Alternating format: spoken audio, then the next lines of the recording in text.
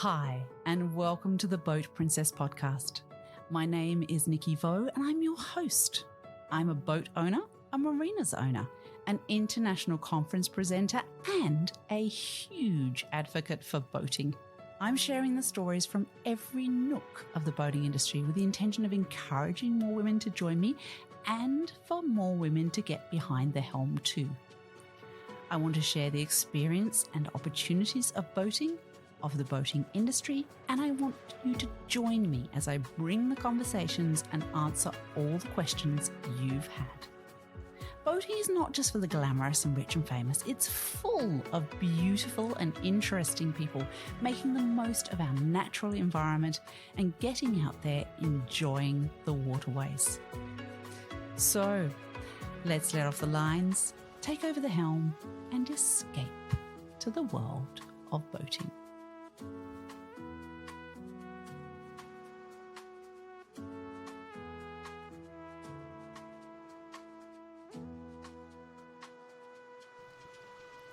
Hi everyone, and welcome to another episode of the Boat Princess podcast. Okay, there are moments in one's life when one feels incredibly privileged. One of those is about to happen for me because I am in front of Abeer Alashaali, who is the Deputy Managing Director of Golfcraft. She, to me, is one of the stars of women in our industry. She really is.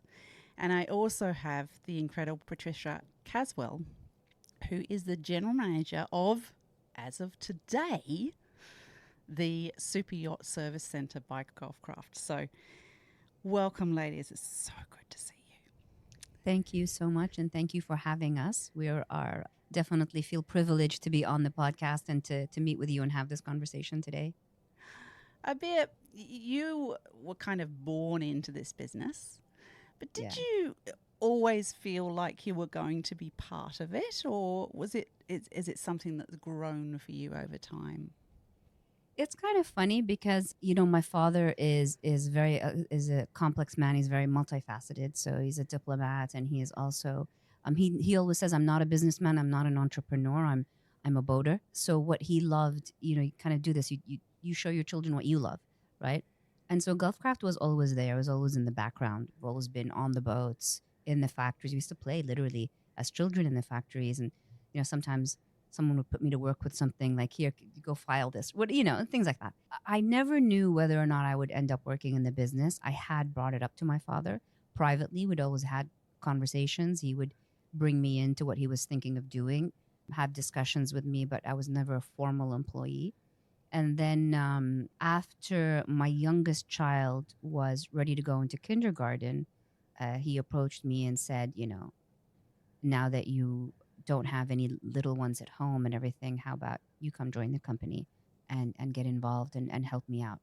So, it just sort of happened that he was looking for support at a time when it was kind of opportune for me to be going back to work. And that was the first time I was kind of officially working at Gulfcraft. And when I came in, there was no understanding of what exactly I was there to do. I was there to support him. And I spent about 2-3 weeks, I think, with different sections within the company. I sat with the different departments. I sat with the secretaries, the salespeople, the accounts, HR, procurement. I sat with everybody, logistics. And I made a report, and I went back to him and I said, this is what I'm seeing, and this is what we need to fix, and this is what we need to do going forward. And he said, okay. And we know the position. And he said to me, I'd like to give you the position of brand manager.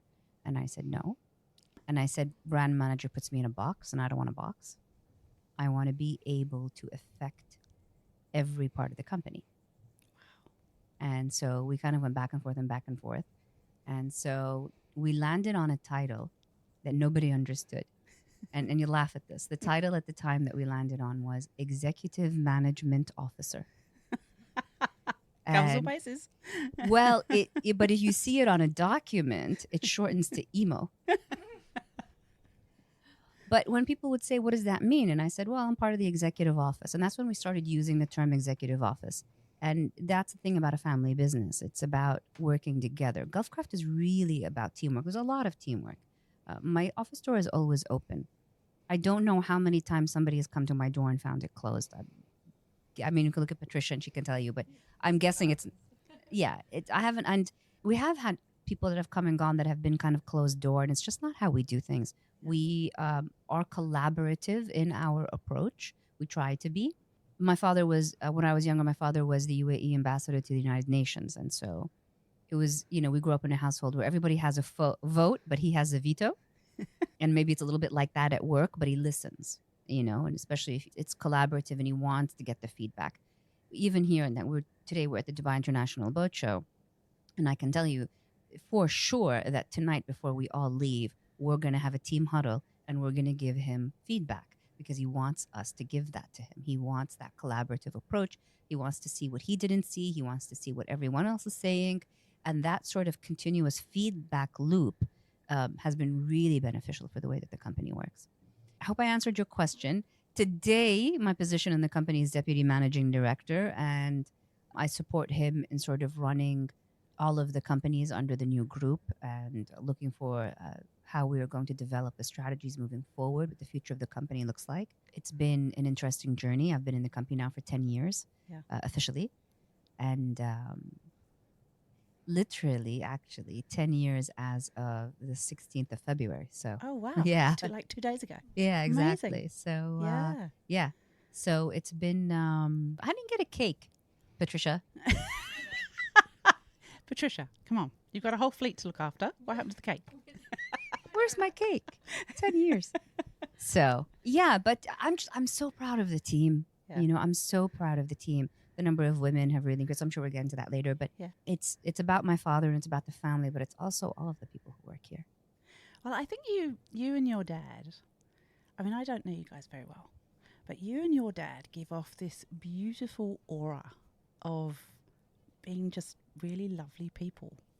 I remember seeing your dad going up on stage at Met's Trade for the Boat Builder Awards, which of course is a massive award and well deserved. But he was so incredibly humble when he did that. And you guys, I don't know, I can imagine why that's the team is that good. You just have this lovely aura to both of you, which is just divine to see. Well, thank you. Yeah, we really do believe in the family, and we always talk about. I remember even when I wasn't working at Gulfcraft before I had joined, my first child that I had, I received a gift from Gulfcraft, and the card said on it, "From your Gulfcraft family." And I showed it to him, and it brought tears to his eyes, and he didn't know that the team had done that. But that's part of kind of what he fosters, and he always would say to me things like, Baba, this company keeps, 1,500 homes open. It's not just about the employees; it's about their families, their children. And we have every year we have a celebration that we what do we call it? The annual gala, I think is what we call it. And firstly, it's a prize ceremony because we have our sports competitions throughout the winter, and that's volleyball, cricket, all sorts of sports that the guys do. And then we have this gala where we give out all the prizes for the tournaments. And then we also have it's just a big party, basically. And he does his annual speech. It is closed to the outsiders. There are no clients. There are no dealers. There are no suppliers. It is for the employees and their spouses and their children. And we have the face painting and the, bouncy castle. And there's a talent competition for the children. And it's great. And there's a talent competition for the guys as well. They spend months actually working on their dances, the guys. We used to have fire breathers. It was cool. But he always says, I'm amazed by how many more children we're seeing every year and how many more women there are, employees. And, any one of those kids that, that grew up with a parent working at Gulfcraft, they want to go and study something in marine and they want to come and work at Gulfcraft, we're prepared to support that. And I've seen him offer scholarships. And I don't know how many people, because we don't publicize it, but he will cover stuff like that. And you've got a job at Gulfcraft if you want to come here. Because he wants to support that. He knows that they're loyal. Absolutely. And you don't buy that with money. It's how you treat people. It's how you treat people. Yeah, exactly right. So talking of bringing people into the family, We have a fellow Aussie on the other side of the table who is now part of the Golfcraft family, Patricia. You are, well, we said your title earlier, but you're kind of captain of the fleet, really, admiral of the fleet, really, as well, aren't you? Come on, let's face it. This is at the moment it is, yes, most definitely of the Golfcraft fleet. Because you do have your own Master 3,000 ton ticket, don't you? I do. I got my Master 3000. Not to show my age, but 15 years ago. Okay. All right. So, and you did lots of super yacht captain work in the past and all that sort of thing. You actually started your career in Northern Australia, right? I did, in the Whitsundays. Yeah. I had the joy of sailing on the X-Racing yachts and doing the tours around the Whitsundays. I think my first command was an America's Cup boat.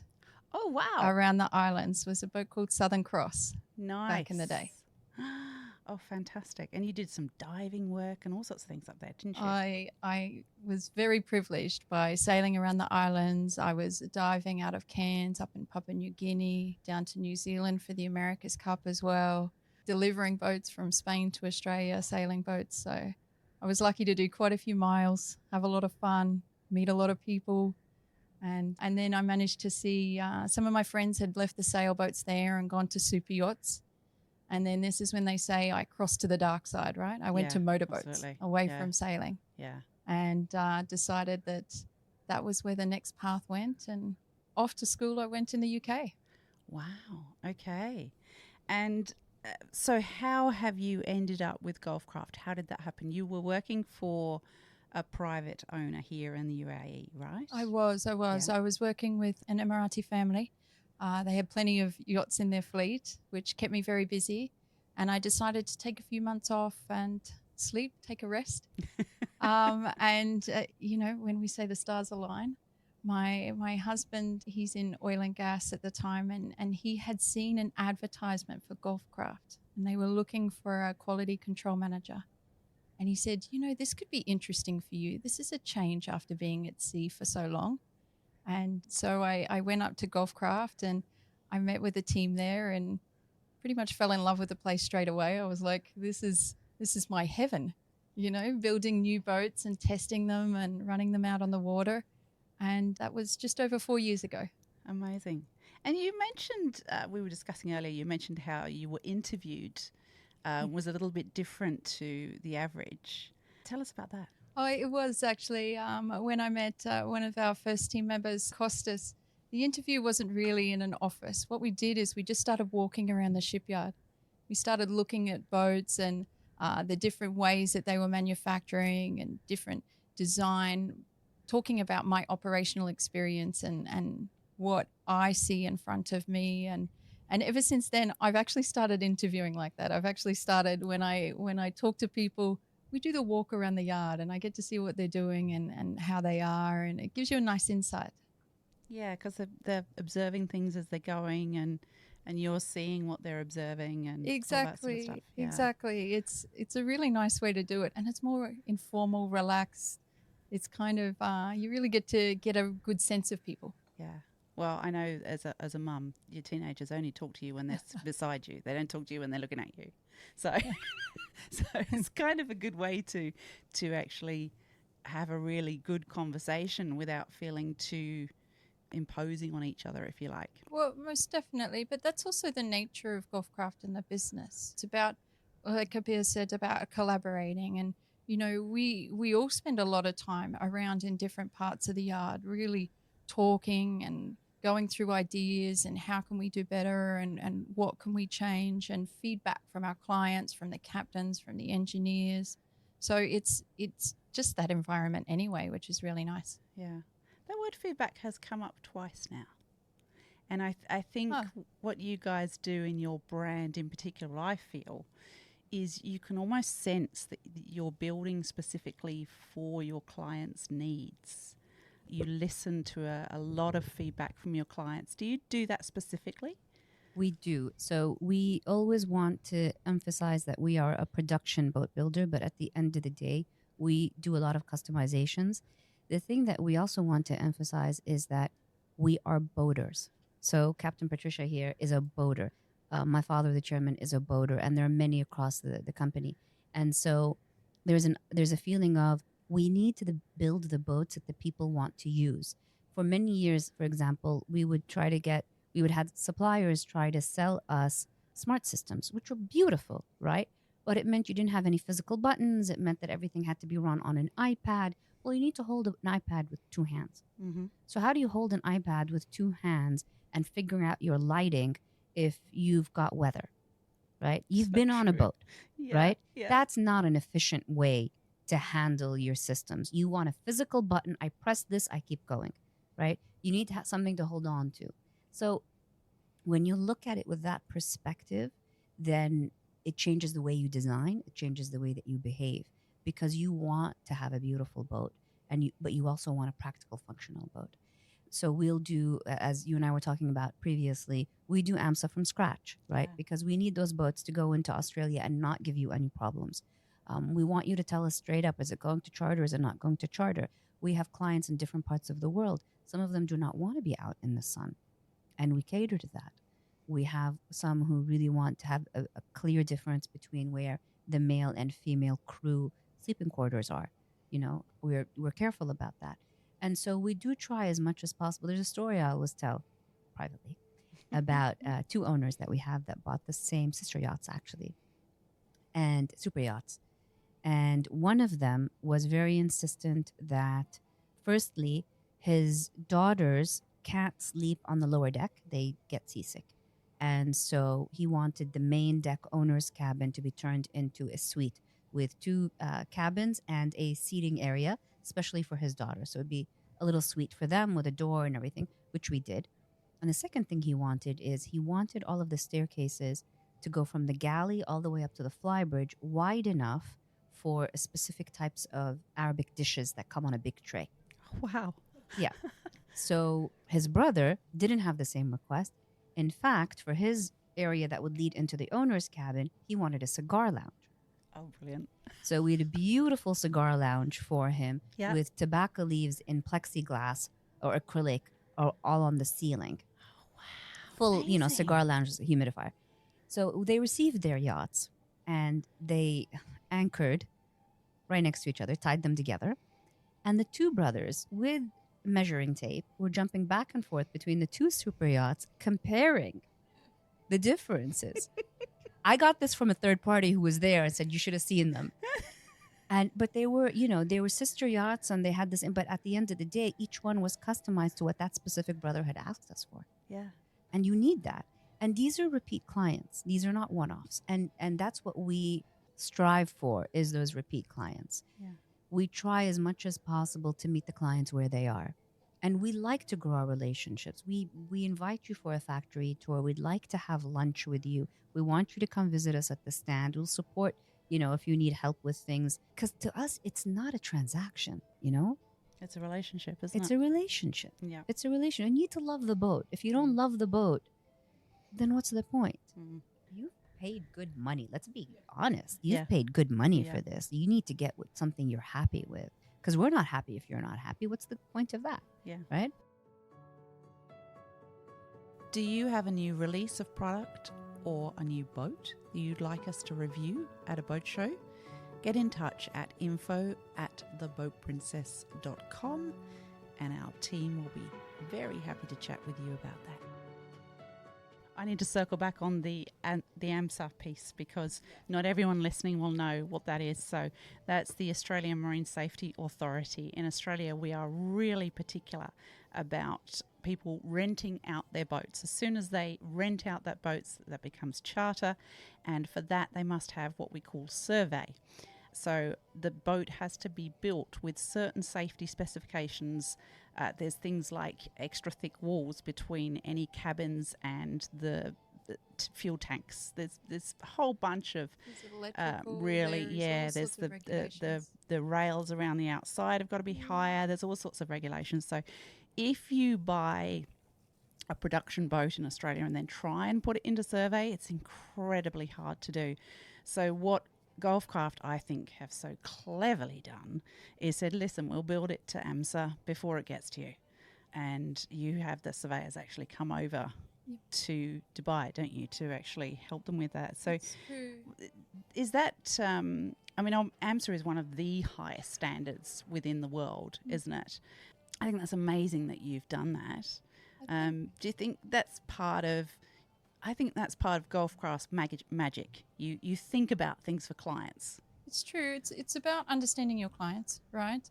But if they say, okay, we want a boat and we want it of this size and this is where we're looking to run it, then we want to understand. And you want to understand at the start of the build. If we do the same for American clients, because they have their different power regulations. In Saudi, the power requirements on the docks are changing. In Australia, we have AMSA. So I think it's important. It's one of the most important stages, actually, that we understand how you want to use the boat, where you want to use your boat. We can build around that. But we're back to feedback again. What do you want to do? How do you want to do it? It's pretty easy to make magic happen if you have those conversations and understanding at the beginning. Yeah, because boating in Asia is very different to boating in Europe. Europe is open fly bridges. Asia is absolutely not. It's because it's too damn hot. Very so much. It's a wonderful difference that you make there. I think, in Australia, you probably want more nautical miles, right? In the Mediterranean, it'll be short hops and maybe overnight hops or something like that. In the US, you want to be able to get to the Bahamas. There's so many different things, and owners will operate differently. Speaking with their captains and engineers as well and understanding how they use their boats technically is very important. Will they be running overnight? Will they just be using them as day boats? We put a lot of importance on those conversations at the beginning. And I have to say, I think as women, we look at whatever the world wants to say about women and men, right? We are different. We have our different views of life sometimes, right? And that includes how we look at a boat and how we want to use that boat and what is important to us. I mean, is there enough space for platters in my fridge or not, right? With that example of the dishes coming up to. So I think having women in the business brings that difference to the design. Tell me about how you focus on that a little bit. So when I joined the business 10 years ago, I think across the company, there were maybe 12 women, and they were mostly in administrative roles, secretaries and receptionists. Today, we have, the last numbers I got from HR was 50 women. Woo!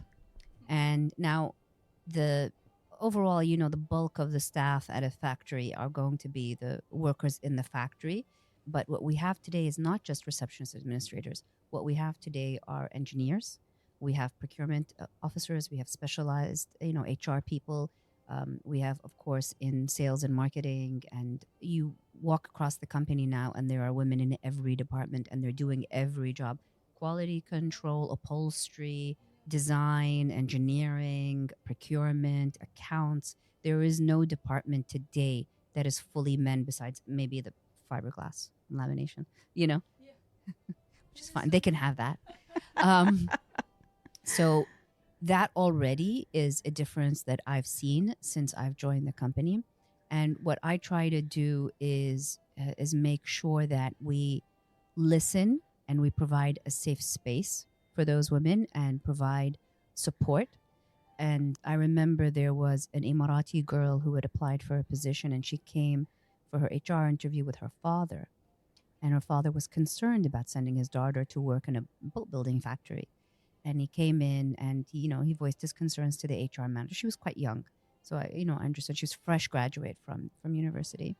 So the HR manager basically took him around and said, well, these are the offices. Yes, we're in a factory, but this is where the offices are. This is where your daughter will be working. And he kind of this is who's in charge here. And these are, female managers and blah, blah, blah. And he was very happy. And she lives very close to the factory. So for him, it was ideal. And she had graduated with an engineering degree. So to be able to use her degree, work within her degree, and also stay in her hometown and work in an environment that he knew was supporting women. And I had one electrical engineer, not Emirati, it's a different nationality, Asian, South Asian. And she said to me that she had worked in several companies, but Gulfcraft was the first one where she felt supported as a woman. Because it is difficult. That's a difficult one, engineering. I mean, you always hear that finance industry, tech are the ones where the women feel the most sort of attacked. I always say boating isn't like that, because for boating, it's like if you pay your dues, it's all hands on deck. If you can prove yourself, we're fine. The guys don't care. That's what I always say about boating. I agree. But maybe that's just how I was raised. I don't know. Yeah. But it's, to me, I feel that we're doing things at Gulfcraft to make sure that we are providing growth. I recently interviewed a woman who said to me, the last job I worked at, I worked 8 years in the same position. And I just want to know, if I come in, what kind of potential is there? And I thought about it and I said, I've had 3 secretaries, and every one of them has moved on to a different position in the company. There was one who became a marketing specialist. There was one who went into procurement, and there was one who went into either sales or engineering. So I was like, yeah, actually there is. There's a career growth here. There's potential. We're a vertically integrated company. We do everything from design to final sales. We have our own design, we have our own engineering, we have our own marketing, we have our own sales. There's a place for you in the company. And in fact, even if somebody is not thriving, and this is across all staff, if somebody is not thriving in a position, but we believe in them, we try to move them and see if there's a better position for them. We've also adopted learning management systems that are online platforms for people to be able to upskill themselves and prepare for any certification that they want, from project management to management training, all sorts of things. And these are the kinds of tools that we provide for our staff. So it's about providing a space for women. It's about growing women in the industry. But also it's about basically providing career growth for anybody that comes in. Women need a little bit of special care, yes, only because they're the minority. Really, they still are the minority. Yeah. But you get so many wonderful, they give. When a woman is happy and comfortable and loves her job, she gives back so much. And you can't put a price tag on that. I do a special thing for women at the company. You're starting to laugh. I do. Patricia's laughing. Yeah. So once a year, besides our annual gala, which is for the whole company, I host the women in my home actually once a year. I call GC Ladies afternoon tea or dinner, and I bring a speaker, and I do kind of a workshop, and then we have dinner. And it's an opportunity for all the ladies to kind of get dressed up and socialize and do a little something outside of the factory and away from the boys. The boys get a little bit jealous, but that's fine. They're very jealous. And why can't we have the same speakers? No, because, there's recognition that there are less of them. And I want them to have that network, and I want them to be able to work together and to know who their support is, and to know each other in the company. So for me, that's really important, so that to provide a place for them to thrive, basically. That's beautiful. And it's interesting. I was talking to Michelle Goldsmith a couple of weeks ago, and she specialises in creating women's events at a lot of the boat shows, Miami Boat Show, blah, blah. And she said, she'll often get asked, why do you have to have an event just for women? And she says that because it's nice to just one thing, us to be the dominance in the room. So, and that's what it is, right? Because normally we are in this industry a minority, and for that one thing, we are a majority. So that's really beautiful, Abeer. That's really lovely, and gives me inspiration for my business, I have to say.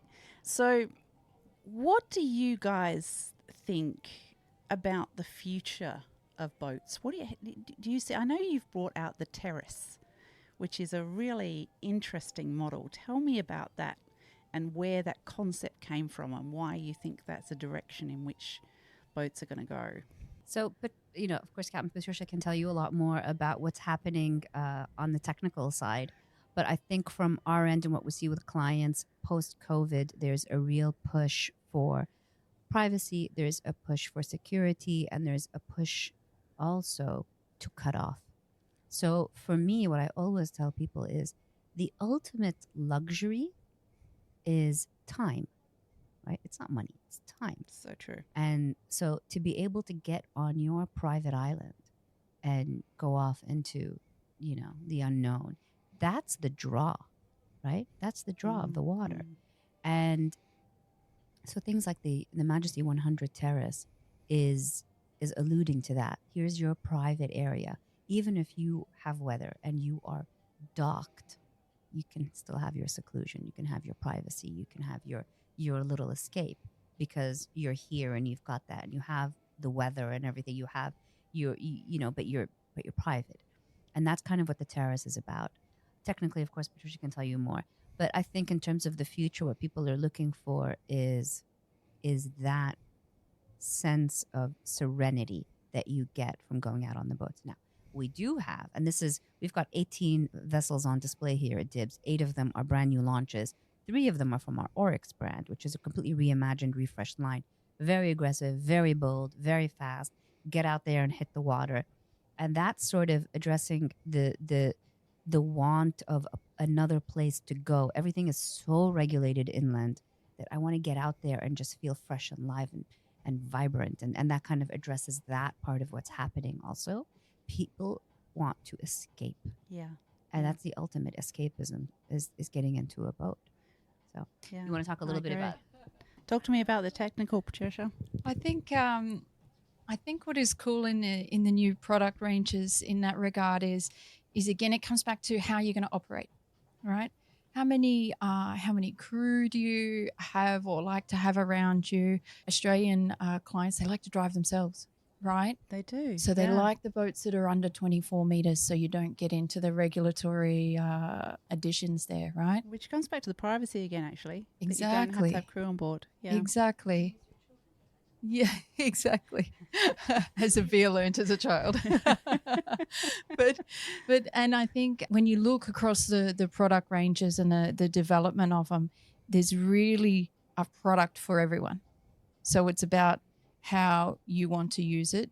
And we have the ability to have the other one is about your tonnage, right? Once you go above 24 meters, then below 200, below 300, above 500. Right? We have that development across the different product ranges that allow you to choose if you want more space. Do you want 6 cabins? Or do you have a small family and you're just going to have day guests? So you want more space above deck. Really, it's about opening that up and being able to have those options.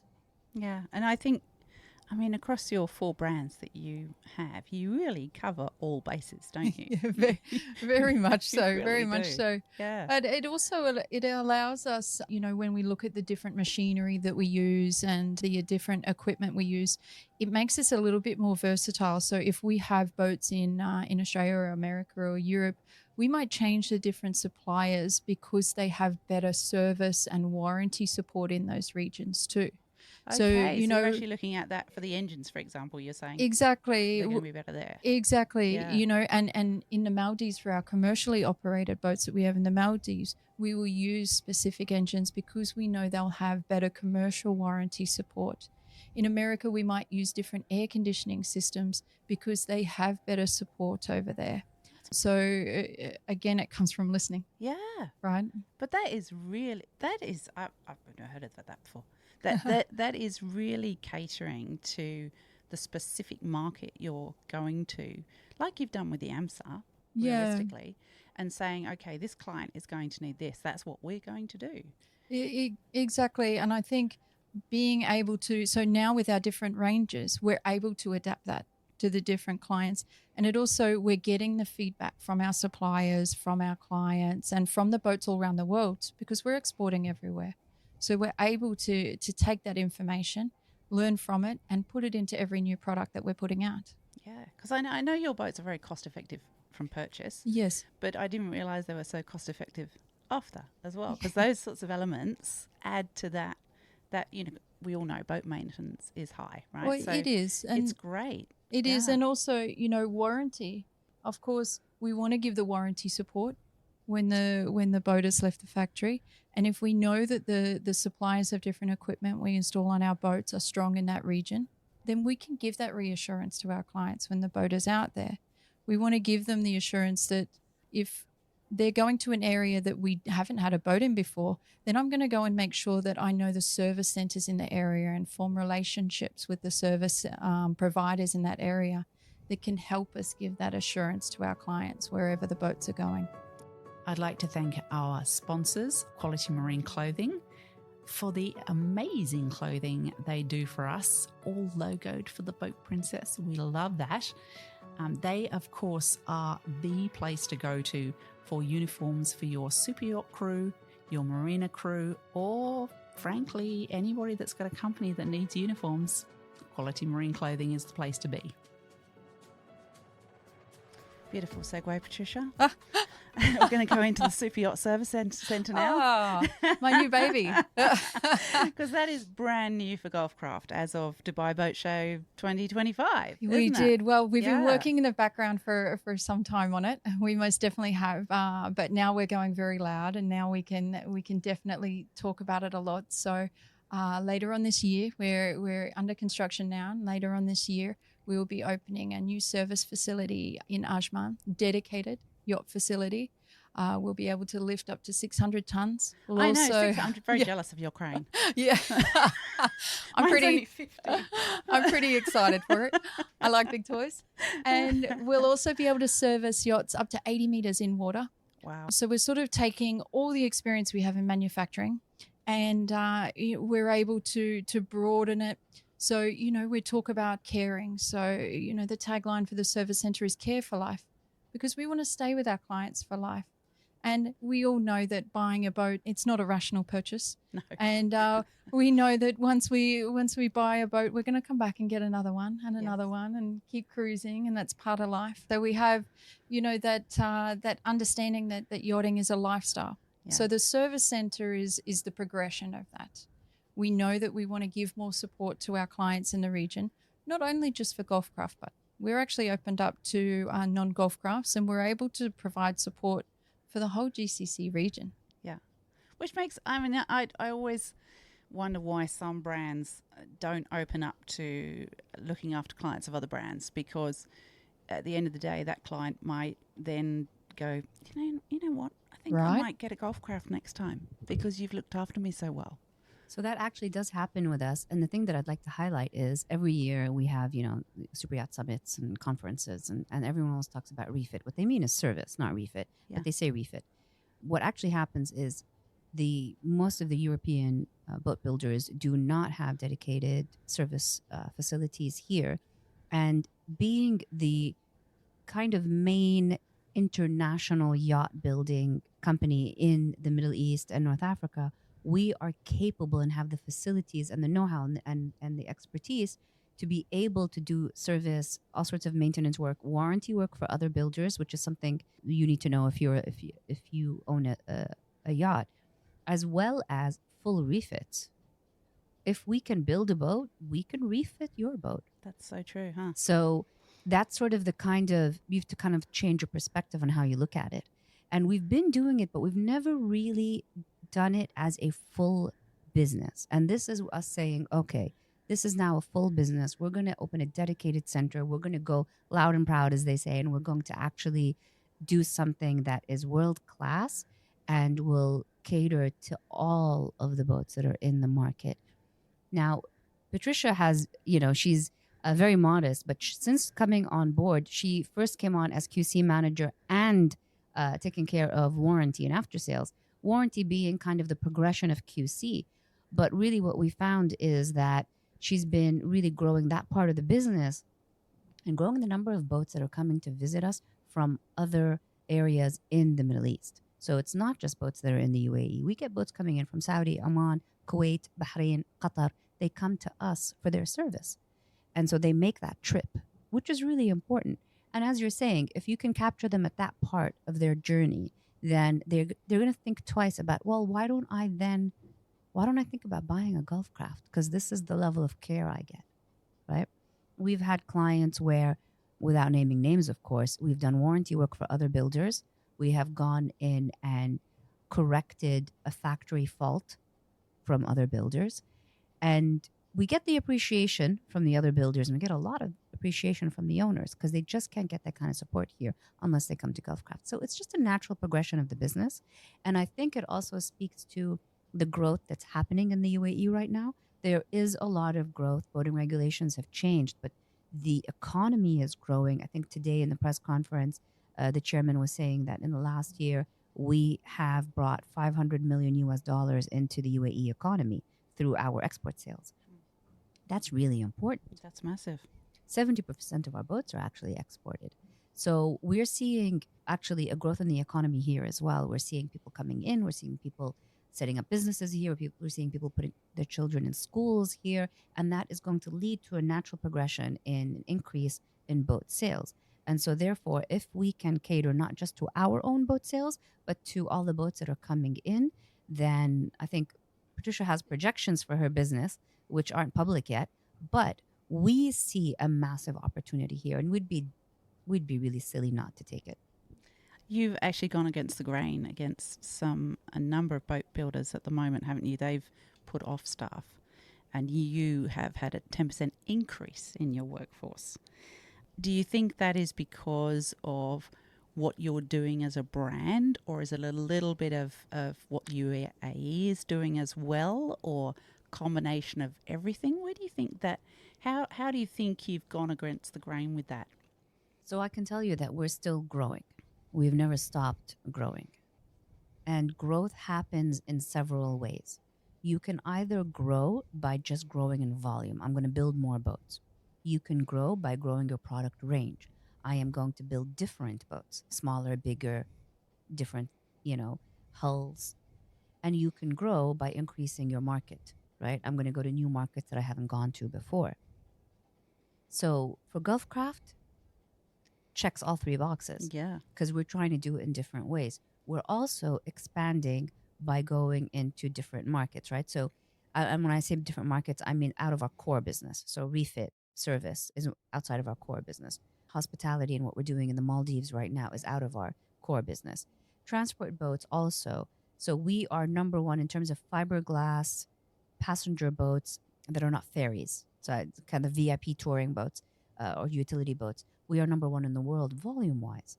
And that's coming out of our Maldives facility as well as some here.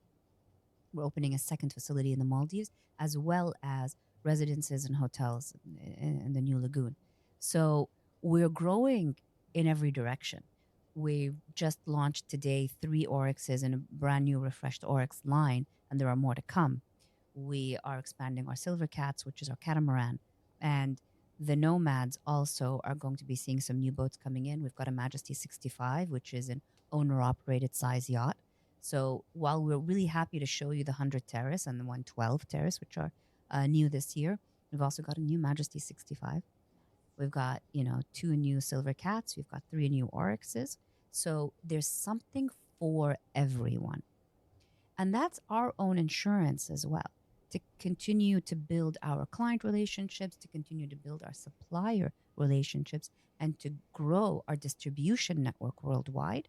That's why we have to keep growing in every direction. And that's why we're not seeing some of the kind of shutdowns and layoffs. The other part, and this is where the other value that we bring, we are vertically integrated and we are privately owned. So we do not cater to an ownership structure that forces us to show profits every quarter or the stock falls. Yeah. Right? Yeah. We don't have this sort of, the investors are going to pull out if you don't do this or you don't do that. That gives us agility. That gives us the ability to kind of, as they say, buckle down when we need to, and sort of open up when we need to. That sort of flexibility also goes back to the way that we're structured. And more businesses, not just boat builders across the world, are losing that flexibility. I agree with you. And it's happening in marinas as well. We as privately owned marinas really have a passion for what we do, and we really care about the clients within our marinas. And as you say, those businesses that are now owned by shareholders, effectively, they're continuously looking at the bottom line, and that's the most important thing. Whereas for privately owned business like yours and ours, we bring a lot more to it, and we're boaties too, you're boaties too.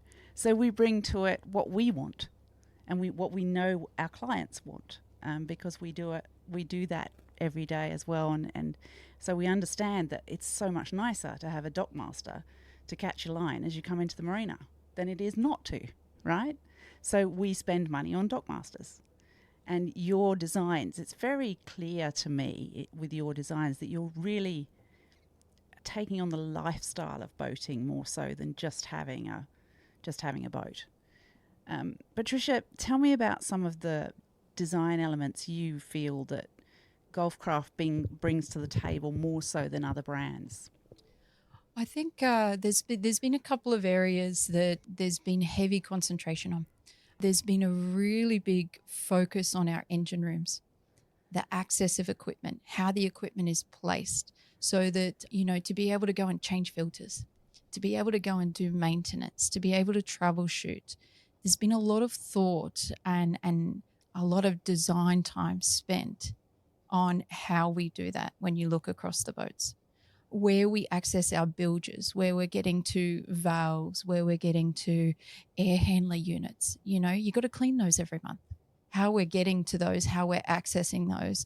You know, I've had some pretty interesting experiences over the year where you think a boat is built around a single air handler unit because you can't get to the filters and you can't get a laundry machine out of the laundry when it breaks down and all these sorts of things. So there's been a lot of focus on that. There's been a lot of focus on storage areas. Right. That's so important on boats. There's wasted space. So the design team have spent so much time. How do we utilize every inch of a boat? How do we maximize that feeling of inside outside? Because it is a lifestyle, right? So we want owners to feel like they're living at one with the ocean. That's what it's all about, right? So the fold down balconies, the terrace, the new one, that forward terrace is amazing. Yeah, I'm so excited. Who wouldn't want to have their morning coffee there every day? Do you have an event that you would like the Boat Princess team to attend and promote? Get in touch with our team at info@theboatprincess.com and let's see what we can do together. Biggest lesson I ever learned, maybe one of the biggest lessons I've ever learned in this business, was from a client, owner's wife. Third or fourth yacht with us. And before they received their yacht, so they came in on their super yacht for service, and at the same time they were there to visit their new one before signing off on the final fabrics and veneers and things like that. So we started going through everything on the new yacht, and the owner's wife started getting very upset. She's like, I don't want this, I don't want that, blah, blah, blah. And she was giving me her explanations. And this is a heavily used yacht. So her husband was the type where he would park the yacht in front of their private home. So they had a private dock. And he would go out all week, I think with his wife. And then he would come back, drop her off, pick up his friends, and go out for the weekend with the guys. And so he was on the yacht almost all the time. In fact, what they said is that he spent more time on the yacht than in the house. So she started going through, and she was, I mean, we're talking about like, these drawers are not wide enough for the folded shirts, and what am I supposed to do with this, and blah, blah, blah, and how do I put pots in this, and just going through it detailed, absolutely detailed.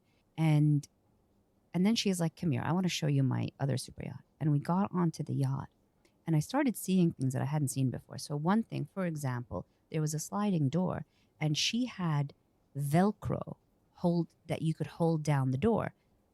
Well, why do you need that? Because when they've got weather, those doors don't stay where they're supposed to stay. Why do you have this here? I mean, she had a cheapo, sorry, but like a cheaper coffee machine, and we provide the highest level of appliances, the most expensive appliances. And she said, yeah, my first chief stew was trained on this appliance. No other stew since then, and I've had it for a few years, no other stew since then has been able to figure out this really, really expensive built-in coffee machine. Yeah. We paid a lot for it, obviously, and it comes with a yacht. But nobody knows how to use it. It's too complicated. This is top of the range. It's too complicated for the chief stew to use, and it's too slow. Yeah. And when I've got guests, I need to go. So counter space is being taken up by really cheap coffee machines, right? Getting that tour of her previous super yacht before she took and she finalized, it made a world of difference. And I learned so much of doing the tour with her. Yeah. And we talk about customized. She refused to have mixed bathrooms. She's like, why would a woman want to use the same bathroom as a man uses? Oh, I get that. Yeah. I get that. She, even on the flybridge, she had special toilets on the flybridge, men's side, women's side. And I was like, I love you. That's great. I always say it's a secret to a long-lasting marriage. Yeah, Separate yeah. bathrooms. So, but I learned so much, and no matter how many times I'd walk through the boat with our design guys, I wasn't going to learn as much as this woman who they were purchasing their fourth super yacht with us, and they had grown with us. It started, I think, at 60 or 70 feet till they got to the super yacht. But heavy users knew exactly what they wanted, knew what they didn't want, and walked me through and showed me everything, every pain point, which was just amazing. And the question about the women as well, by the way, is they do give you feedback that when men design showers, they think rain showers are the best thing that's ever happened. And every woman knows that you no. Please give me a handheld something, right? Yeah, absolutely. But that's the difficulty. And look around our business; all the designers are men. Yes. This Right? is part of the problem, right? Yeah. Yeah. So Yeah. no, we need women designers in there to tell you that's not how to do a bathroom. Yeah. Right? Yeah. A day head needs to have 1, 2, 3, 4. And that's kind of the value also of having women, and it's responding to clients and everything, but it's also ties in again, women, feedback, it's all one loop. I agree with you, and yeah, I do think it's wonderful that when you have women in the business, they do look at it differently, and yeah, the design element is incredibly important, and that's one of the things I love to do when I'm reviewing boats. I'll walk around and say, okay, this is not great, can't see out the window because I'm shorter, right? I sit on the helm seat and I say, okay, can't reach the feet.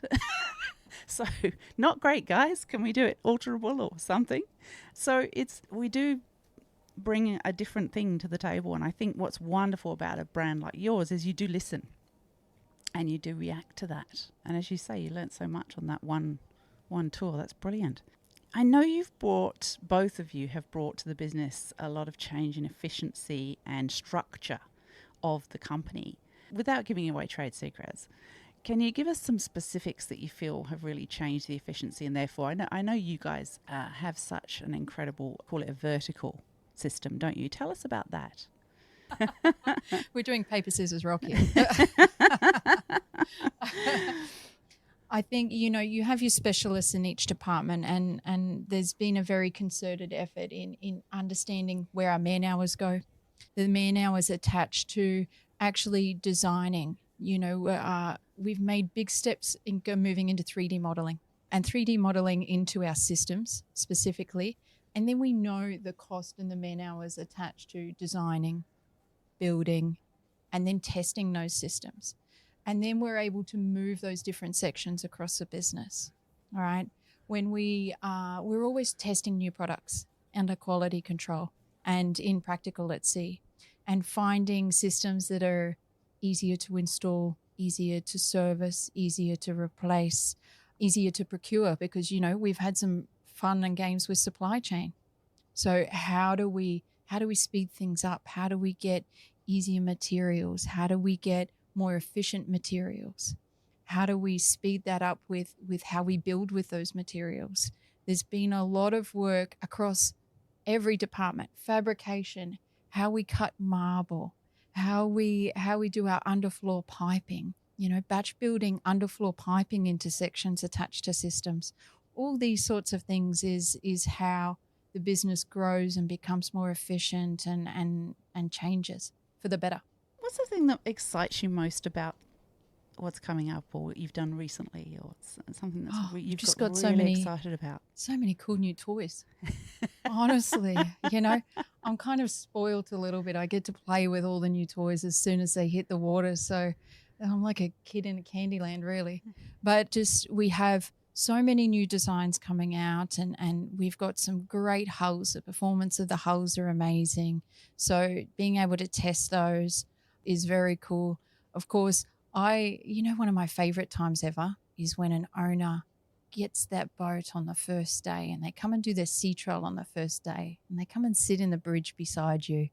And it's when you first get to play with this new toy, this new home on the water sort of thing. And it's always my favorite time.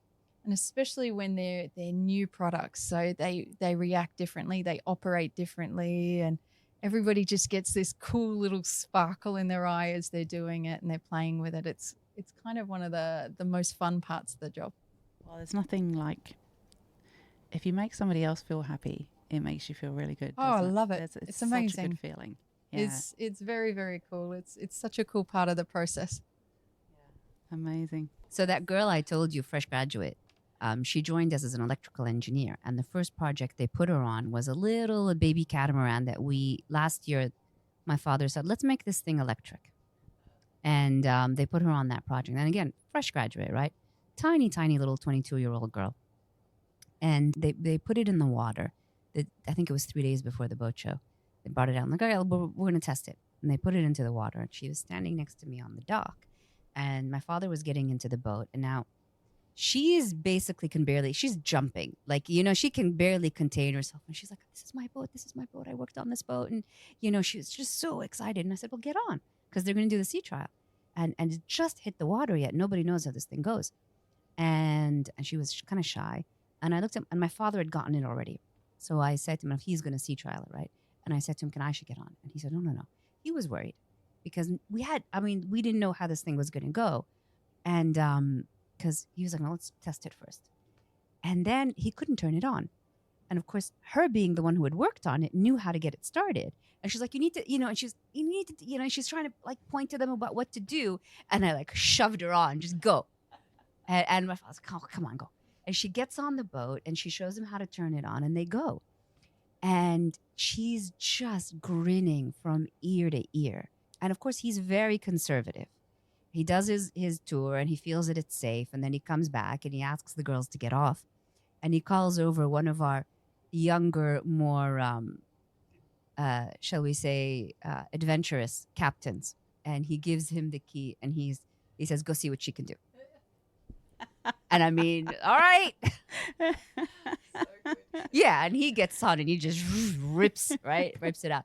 And it was amazing to just see how fast he could do the turns. I mean, he was like, because he came back and he looked at my father on the dock and he said, can I take her all the way? And my father said, do it. I want to see what she can do. Show me what she can do. He's a 70-year-old man. He wasn't going to test it himself, but he did, But you're a boater. You know what they're like, right? Yeah. You tell them go. Yeah. Oh, you don't have to tell me twice. I'm gonna go. So we did. But I was standing next to her, to the girl who had worked on it, and this was, imagine, 22 years old, fresh graduate, first project she worked on, straight out of the gate. The pride that she felt and the excitement that she felt was amazing. Yeah. And we came to Dibs, and the guys said, we have staff standing at each boat to give explanations and everything. And they put her on the boat. They're like, here, you stand next to this boat and you tell people about it.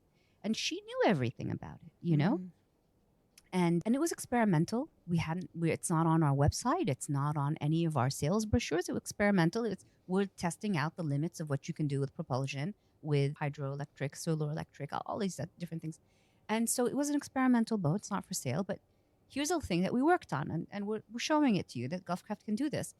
But I loved that the managers in charge put her as the spokesperson for this boat, and they gave her that project. And I feel that's what we're trying to do here with building talent with Emiratis, non-Emiratis. You take the youth, you train them at the university, you do internship programs, you work with the universities on design, engineering, whatever. And then they just have pride in what they're doing. And for a little girl like that, and I'm sorry to say little girl, but she's the same age as my children.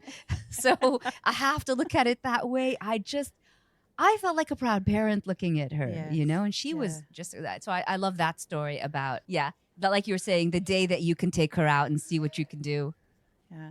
Well, and I think that's what you're doing. I think you're believing in people, because young people, male or female, if you believe in them for a moment and you give them the opportunity to do something they've never done before, and you're trusting them with your business to say, okay, go to it, do your thing. They really show it back, don't they? They really grow for you, and they really take a kind of ownership of the business as well, don't they? And what they're doing. That's a perfect example. Yeah. What a lovely way to finish. Thank you so much. This has been so delightful. I knew it would be with you two. But it's been really great to talk to you. Is there anything you'd like to tell the listeners before you go? Well, firstly, I really appreciate all the time that you've given us today. We do a lot of media and it's always rapid fire. So to be able to sit down and have a coffee and have a chat has been really great. And we appreciate your presence and thank you so much for giving us this platform to talk about what we do. And we appreciate what you do as well. So thank you very much for that. And anytime you want to go for a ride, Captain Patricia is ready to go. I love that. I'm sure you guys are going to get a tour of Gulfcraft facilities and see everything that we have that's going on down there. And we're happy to send you other girls to talk about. Maybe next year we'll have another female manager at Gulfcraft who can do a That'd podcast. be amazing. So, Yeah. I am going to see your factory on Saturday with the Icomia group, which is very cool. Oh, very good. It'll be me doing the tour. Oh, awesome. Yes. I look forward to that. See, I know Patricia already. It's good because, we're going to go and see, we've got a couple of cool things going on there. So I look forward to showing you what's going on. Oh, so good. Yeah. And I think that's another thing that you guys do. You open up your factory and say, come on in and have a look, explore, let us show what we're doing. Yeah. It's going to be an exciting time. I look forward to it. And thank you so much for everything that you do. I think it's an amazing platform and definitely needed in the marine industry. Oh, thank you. I appreciate that. It has been one of the happiest things I've ever done in my life, this podcast. I really enjoy it because I get to meet amazing people like you. So, that's amazing. Yeah, I really appreciate it. Thank you so much. Thank you.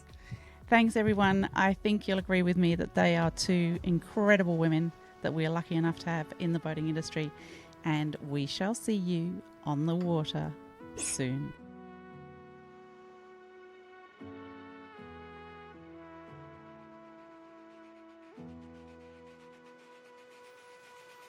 Thank you so much for listening to the podcast. I really appreciate your ears. If you'd like to connect with us, you can do so by following us on Instagram at The Boat Princess. That gives you some more insight visually as to what we've been up to and what we have coming up in the future. You can also connect with me on LinkedIn, Nikki Vo, The Boat Princess. And of course, a lovely way to connect with us and stay connected with us is to sponsor the podcast, sponsor our events, or just get involved with a collaboration with us in a way that we can both support each other to allow others to rise in the industry or be educated in the industry or just feel comfortable about being in the industry and being supported. So I really look forward to collaborating with any businesses out there that would like to associate their brand with ours. And of course, a simple sponsorship is to place ads on the podcast or sponsor our events because, of course, we do some amazing events throughout the year and they will increase as time goes on and sponsorship increases. Networking within the industry is, of course, incredibly important, and especially for women because, one, we like to support them, and two, because every now and then having a female-dominated event is a nice thing to have. So we really appreciate the sponsorship of those events. You guys, I really appreciate you listening to the podcast. I thank you so much for doing so. I would love it if you could review the podcast, and that will extend our reach. And until the next episode, I'll see you on the water soon.